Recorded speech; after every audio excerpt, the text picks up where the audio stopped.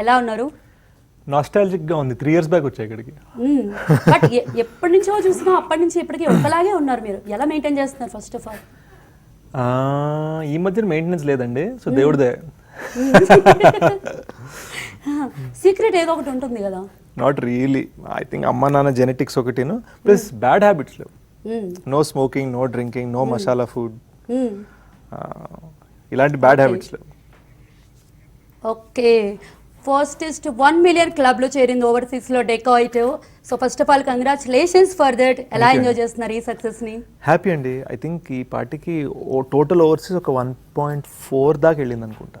So very very happy. ఒక రకమైన అంటే ఒక ప్రశాంతతతో కూడిన హ్యాపీనెస్ ఉంటుంది చూడండి, ఆ కైండ్ ఆఫ్ అలా ఆ ఇదిలో ఉన్నా. జస్ట్ ఒక చిన్న ఒక వార్ అయిపోయింది, ఇప్పుడు అలా ఒక స్మైల్తో ఉన్నాం.